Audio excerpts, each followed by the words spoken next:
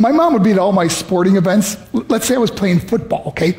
My mother would be on the sidelines, and if the play on the field started going one way, my mother would run along like, Mark, get him, get him. I'd be like, oh my gosh.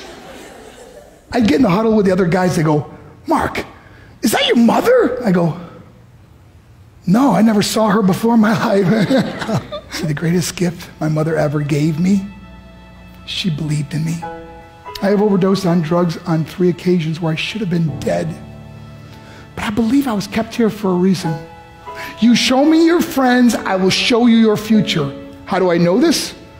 I hung out with losers, and I became the biggest loser of them all because I gave up everything I dreamt about as a little boy because of who I chose to surround myself with. My friends would drive me home at 2, 3, 4 in the morning. We'd be drunk and high, laughing in the car. We'd pull up in front of my house in New York. They go, Mark, the light's on. I go, oh man, my mother's up. See, my mom wouldn't go to bed until she knew her son was still alive. I'd walk in, she'd say, hi Mark, how was your night? I go, it was good, Mom, I'm just gonna go to bed. She goes, can I talk to you for a minute? I go, Mom, I'm tired, I'm just gonna go to bed. She goes, Mark, I haven't seen you all day and all night. Can I please talk to you? I said, man, just leave me alone. You bug me. I'd slam my bedroom door on the one person who believed in me. I was on a worldwide tour and we were wrestling overseas in Japan. After my wrestling match, I went upstairs in my hotel room and I fell asleep. There was a knock at my door at 3 o'clock in the morning.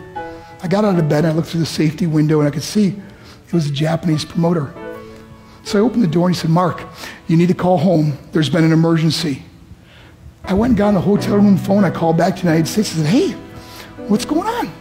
They said, Mark, I don't know how to tell you this. I said, just tell me what happened. All of a sudden they started crying. They go, Mark, I can't tell you. I said, just say it. They said, Mark, your mother died. I just threw the phone down. I ran out of my hotel room. I took the elevator to the lobby, and when the doors opened up, I just ran out into the street. I mean, there was no cars, there was no people. It was 3 o'clock in the morning. And I walked down the middle of a street in Hiroshima, Japan, and I remember looking up and just saying, Mom, I am so sorry. I flew home for her funeral, and I was so nervous to walk up to her casket, so I just stood way in the back. And I kept looking from a distance. I kept thinking to myself, Mom, please wake up. Please get up. And then I finally got the nerve to walk up to her. And as I got closer, I could see my mom for the first time. I mean, she was so beautiful. She was dressed in white. I mean, she looked like an angel. And I just stood over her and I said, Mom, you are my hero. Everything I am, everything I hope to be was because of you. You loved me so much, you gave me a life. You're the only one that ever believed in me. How did I repay her? By getting drunk, by getting high, by getting stupid, by hanging out with losers? For what? All she ever wanted to do was talk to me.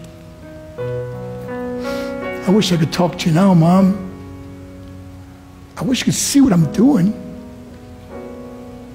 Why couldn't I have been a better son?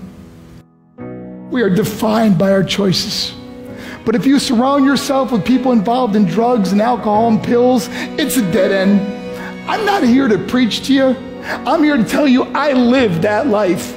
It leads to broken hearts, broken relationships, broken dreams, and death. For what? To get high? If you have a mother or a father, when you go home, tell them how much you love them.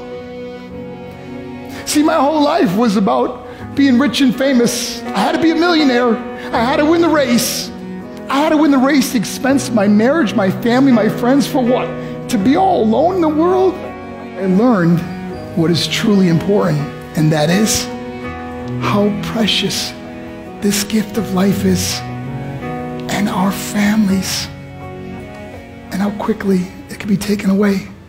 See, I no longer live in time, I live in moments. See, it's not what's in your pocket that matters. It's what's in your heart that truly matters. Love Love is just a word until somebody comes along and gives it meaning. You're the meaning.